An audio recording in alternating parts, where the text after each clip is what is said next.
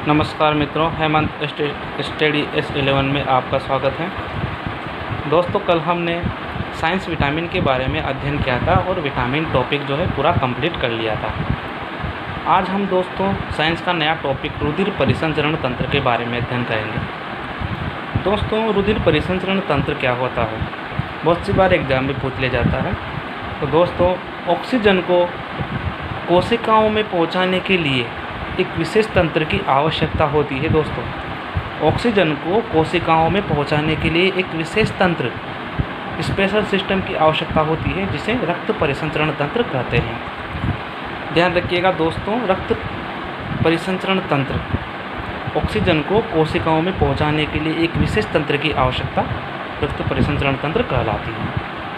परिसंचरण तंत्र दो प्रकार का होता है दोस्तों, खुला परिसंचरण तंत्र और बंद परिसंचरण तंत्र। खुला परिसंचरण तंत्र कॉकरोच में पाया जाता है, कॉकरोच में, और बंद परिसंचरण तंत्र मनुष्य में। आगे बढ़ते हैं दोस्तों, रुधिर परिसंचरण तंत्र की खोज।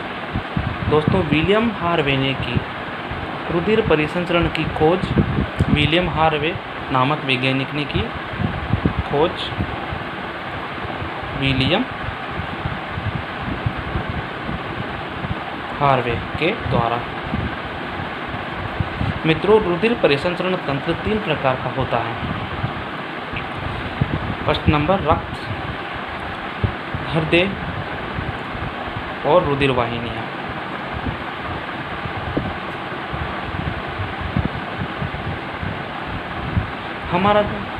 हमारे शरीर में जो रक्त परिसंचरण तंत्र है वो बंद तथा दोहरा परिसंचरण तंत्र है। आगे बढ़ते हैं, रक्त परिसंचरण तंत्र में पहला लेते हैं रक्त। तो रक्त क्या होता है दोस्तों, सबसे इम्पोर्टेंट बात है दोस्तों, रक्त जो है एक तरल संयोजी उत्तक होता है, तरल संयोजी उत्तक। रक्त को तरल संयोजी उत्तक तथा इसे जीवन का पेट्रोल भी कहते हैं दोस्तों, जीवन का पेट्रोल। जैसे कि जब तक गाड़ी चलती रहती है पेट्रोल के कारण, वैसे ही हमारा शरीर, हमारा जो हृदय, हमारे जो बॉडी पार्ट्स हैं वो सब खून की वजह से ही चलते हैं। जब तक खून रहेगा तब तक अपने पार्ट चलते रहेंगे दोस्तों। अगला देखते हैं दोस्तों, रक्त का पीएच मान 7.4 होता है दोस्तों, 4 होता है। ये स्टैंडर्ड वैल्यू है दोस्तों, कभी कभी ये 7.35 to 7.45 के मध्य भी होता है, ये भी ध्यान रखिएगा। रक्त का आपेक्षिक घनत्व देख लेते हैं दोस्तों। रक्त का आपेक्षिक घनत्व, आपेक्षिक घनत्व 1.045 से लेकर 1.065 तक होता है। और एक पुरुष में रक्त की मात्रा, आयतन 5 से 6 लीटर, वह महिला में होती है दोस्तों 4 से 5 लीटर। ये ध्यान रखिएगा। आगे बढ़ते हैं दोस्तों, रक्त का अध्ययन हेमेटोलॉजी कहलाता है। रक्त के अध्ययन को हम हेमेटोलॉजी कहते हैं। यहाँ देख लीजिए, रक्त का अध्ययन हेमेटोलॉजी।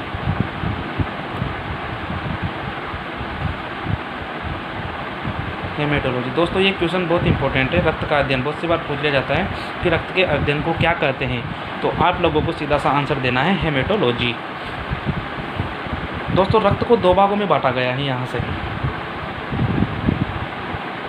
तरल प्लाज्मा व रक्त कणिकाएं।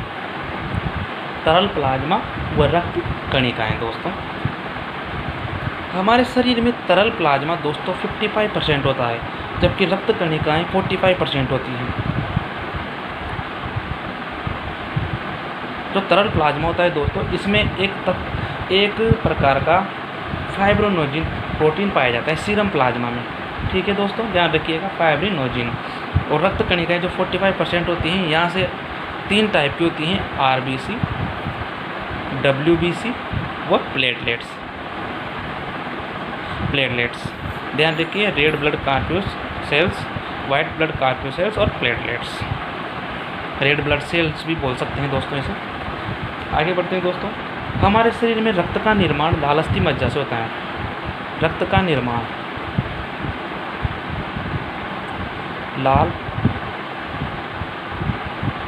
अस्थि मज्जा, हमारे शरीर में जो रक्त का निर्माण होगा वो लाल अस्थि मज्जा से होगा दोस्तों। ये इंपॉर्टेंट फैक्ट है दोस्तों, ये भी ध्यान रखिए। बहुत सी बात पूछ लेते हैं रक्त में शरीर का निर्माण किस पार्ट में होता है, तो वो अस्थि मज्जा, लाल अस्थि मज्जा में होता है। आगे बढ़ते हैं दोस्तों। ये तो हो गई अपने रक्त की बात कि दो प्रकार का होता है, प्लाज्मा और रक्त कणिकाएँ। रक्त कणिकाएँ 45% होती हैं और प्लाज्मा 55% होता है। रक्त कणिकाएँ यहाँ से 3 टाइप की होंगी, आरबीसी, डब्ल्यूबीसी व प्लेटलेट्स। चलिए दोस्तों, प्लाज्मा के बारे में थोड़ा सा जान लेते हैं। प्लाज्मा क्या होता है? प्लाज्मा दोस्तों, प्लाज्मा एक हल्के पीले रंग का द्रव होता है। हल्के पीले रंग का द्रव, ध्यान रखिएगा दोस्तों, हल्के पीले रंग का द्रव। और जो प्लाज्मा होता है इसमें 90% वाटर होता है। 90% वाटर होता है दोस्तों, और यानी कि 55% का 90% वाटर। इसके कार्य दोस्तों, प्लाज्मा का कार्य भोजन एवं हार्मोन का शरीर में संवहन करना होता है। भोजन, पचे हुए भोजन एवं हार्मोन का संवहन करना, ये प्लाज्मा के द्वारा ही होता है दोस्तों। तो एक बार फिर से यहाँ तक पढ़ लेते हैं दोस्तों कि हमने आज थोड़ा सा क्या पढ़ा है। रक्त परिसंचरण तंत्र, ऑक्सीजन को कोशिकाओं में पहुंचाने के लिए एक विशेष तंत्र की आवश्यकता होती है जिसे हम रक्त परिसंचरण तंत्र कहते हैं। अब परिसंचरण तंत्र दोस्तों 2 प्रकार का होता है, खुला परिसंचरण तंत्र और बंद परिसंचरण तंत्र। खुला परिसंचरण तंत्र कॉकरोच में पाया जाता है, जबकि बंद परिसंचरण तंत्र मनुष्य में पाया जाता है। हमारे शरीर में यानी कि मनुष्य में बंद और दोहरा परिसंचरण तंत्र पाया जाता है दोस्तों, दोहरा, ध्यान रखिएगा। इसकी खोज विलियम हार्वे ने की। रक्त परिसंचरण तंत्र 3 प्रकार का होता है, रक्त, हृदय, रुधिर वाहिनियाँ। अब हम आगे बढ़ते हैं रक्त के बारे में। तो ध्यान रखिएगा दोस्तों, रक्त का पीएच मान 7.4 होता है और 7.35 से लेकर 7.45 तक वेरी करता है। यह एक तरल संयोजी उत्तक पदार्थ होता है। इसे हम जीवन का पेट्रोल भी कहते हैं। रक्त का अपेक्षित घनत्व दोस्तों 1.04 से लेके 1.06 तक होता है दोस्तों। इसका आयतन 5 से 6 लीटर मेल में और 4 से 5 लीटर फीमेल में होता है दोस्तों। हमारे बॉडी का 7 से 8%, ये ध्यान रखिएगा। आगे पढ़ते हैं रक्त। अब रक्त का अध्ययन जो है हेमेटोलॉजी में किया जाता है तथा रक्त 2 प्रकार का होता है, तरल प्लाज्मा और रक्त कणिकाएँ। तरल प्लाज्मा 55% होता है जिसमें से 90% वाटर होता है 55% का, तथा रक्त कणिकाएँ 45% होती हैं जो 3 भागों में बटी रहती हैं, आरबीसी, डब्ल्यूबीसी, प्लेटलेट्स। प्लाज्मा हल्के पीले रंग का एक द्रव होता है दोस्तों, और यह पचे हुए भोजन और हार्मोन का हमारे शरीर में संवहन करता है, या इसके द्वारा हमारे शरीर में पचा हुआ भोजन और हार्मोन का संवहन किया जाता है।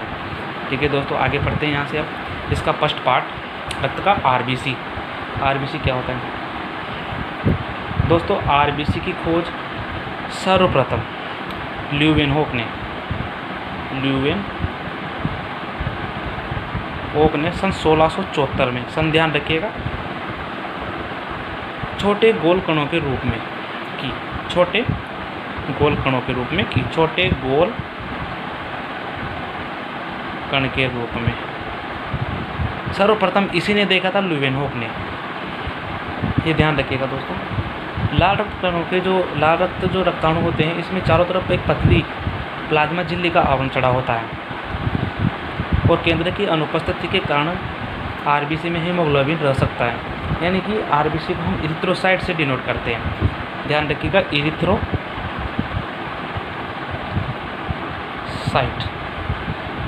आरबीसी का दूसरा नाम बहुत सी बार पूछ लेते हैं, व्हाट इज इरिथ्रोसाइट? तो आपको ध्यान रखना है रेड ब्लड कार्पस्कल्स या फिर आरबीसी, लाल रक्त कणिकाएँ।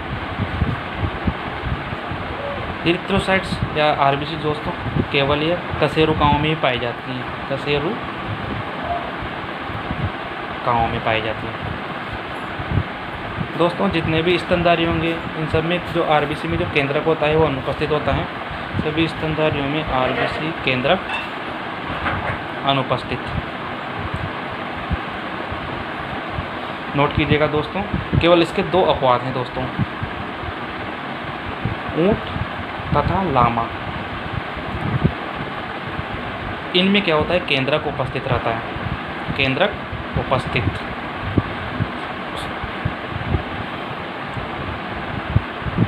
दोस्तों भ्रूणावस्था में आरबीसी का निर्माण, भ्रूणावस्था यकृत तथा वयस्क में अस्थिमज्जा में होता है, अस्थिमज्जा में होता है, ये ध्यान रखिएगा। आरबीसी का निर्माण जो है 72 घंटों में इसकी क्रिया लगभग पूर्ण हो जाती है और इसका जीवन काल, ये भी इम्पोर्टेंट है दोस्तों, पर क्वेश्चन में पूछा जाता है जीवन काल 120 डेज, 120 डेज इसका जीवन काल होता है।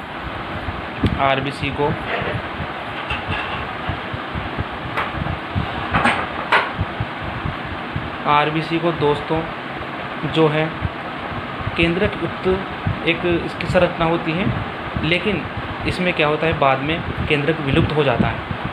तो एक पॉइंट और देखिएगा दोस्तों, आरबीसी का जो कब्रिस्तान है, आरबीसी का कब्रिस्तान या शरीर का ब्लड बैंक,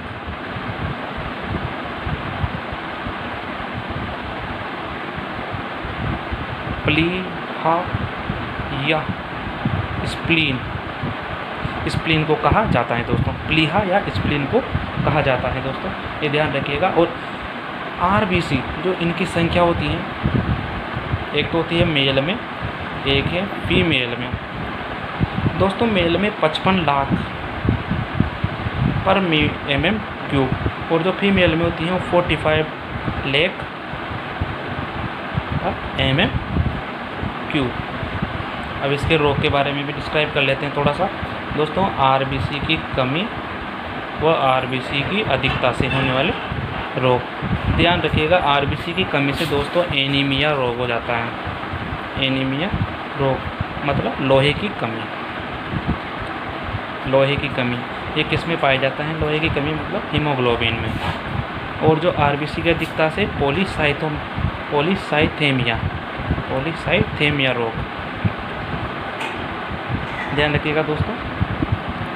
इसके बाद एक इम्पोर्टेंट फैक्ट ये भी है, जब हम दोस्तों गैर नींद में होते हैं तो लगभग हमारा 5% आरबीसी की संख्या में कमी हो जाती है, ये भी ध्यान रखिएगा। और ऊंचाई पर जाने पर आरबीसी की संख्या में वृद्धि हो जाती है दोस्तों। इसके बाद सबसे बड़ी आरबीसी व सबसे छोटी आरबीसी, सबसे बड़ी व सबसे छोटी।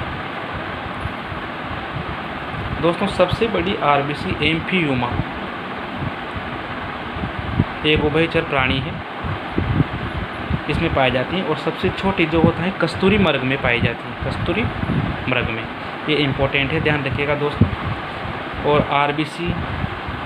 आरबीसी की गणना, यदि हमें आरबीसी की गणना करनी हो तो वह किस चीज़ से करते हैं, तो दोस्तों उस उपकरण का नाम है हीमोसाइटोमीटर। दोस्तों उस उपकरण का नाम क्या है, हीमोसाइटोमीटर।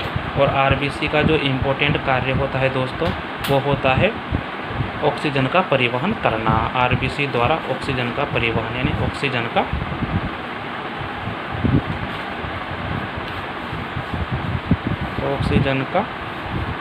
परिवहन, ध्यान रखिएगा। आज हमने आरबीसी पूरा पढ़ लिया है दोस्तों।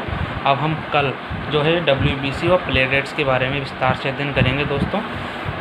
धन्यवाद दोस्तों। अगर आपको ये क्लास अच्छी लगी हो तो प्लीज़ लाइक और शेयर कीजिएगा स्टडी S11 में। धन्यवाद दोस्तों।